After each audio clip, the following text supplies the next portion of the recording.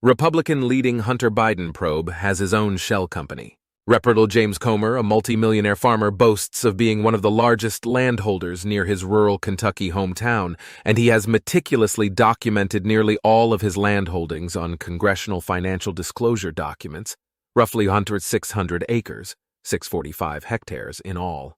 But there are 6 acres, 2.4 hectares, that he bought in 2015 and co-owns with a longtime campaign contributor that he has treated differently, transferring his ownership to Farm Team Properties, a shell company he co-owns with his wife.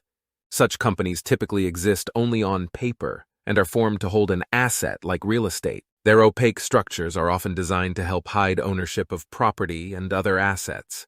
The companies used by the Bidens are already playing a central role in the impeachment investigation, which is expected to gain velocity after House Republicans voted Wednesday to formally authorize the probe.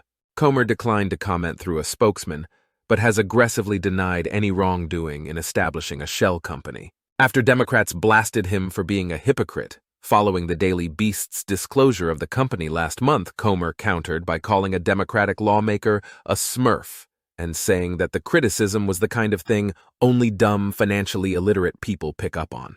The AP found that Farm Team Properties functions in a similarly opaque way as the companies used by the Bidens, masking his stake in the land that he co-owns with the donor from being revealed on his financial disclosure forms. Those records describe Farm Team Properties as his wife's land management and real estate speculation company without providing further details. It's not clear why Comer decided to put those 6 acres in a shell company, or what other assets Farm Team Properties may hold. On his most recent financial disclosure forms, Comer lists its value as being as much as $1 million, a substantial sum but a fraction of his overall wealth. After the story first published Thursday, Comer responded during an appearance on Fox News, stating that Farm Team Properties has 5 different assets and lots of revenue. He didn't reveal what those other assets may be. Ethics experts say House rules require members of Congress to disclose all assets held by such companies that are worth more than $1,000. Marsko and other experts were perplexed as to why Comer would place such assets in a shell company, especially since he disclosed his other holdings and does not appear to have taken other efforts to hide his wealth. Comer created the company in 2017 to hold his stake in the 6 acres that he purchased 2 years earlier in a joint venture with Cleary, a campaign contributor and construction contractor from Monroe County, Kentucky, where the congressman was born and raised. It's not clear how Comer came to invest with Cleary, who did not respond to an interview request. Cleary, his businesses, and family have donated roughly $70,000 to Comer's various campaigns, records show. At the time he and Comer entered their venture, Cleary was selling an acre of his family's land to Kentucky so it could build a highway bypass near Tompkinsville, which was completed in 2020. He sold Comer a 50% stake for $128,000 in 6 acres he owned that would end up being adjacent to the highway. Comer, a powerful political figure in this rural part of Kentucky, announced his bid for Congress days after purchasing the land. Farm Team Properties has also become more valuable.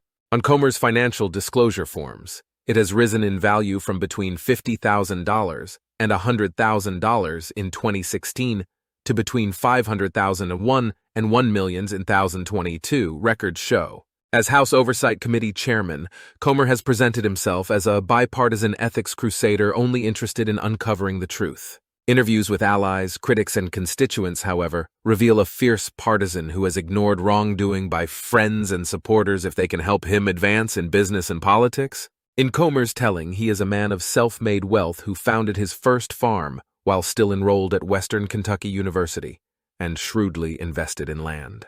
In 2011, a voter fraud case roiled local politics and swept up Billy Profit, Comer's longtime friend and former college roommate. Profit pleaded guilty in December 2011 and was sentenced to probation. A few years later, Profit came to Comer's defense from allegations that nearly derailed the future congressman's political career. During the 2015 Republican primary for governor, a local blogger began posting about accusations that Comer had abused a college girlfriend.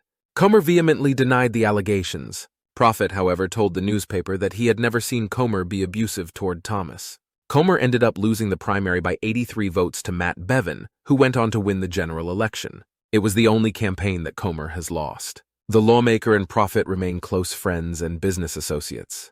Profit's family's real estate company is spearheading the efforts to sell the land held by Farm Team Properties.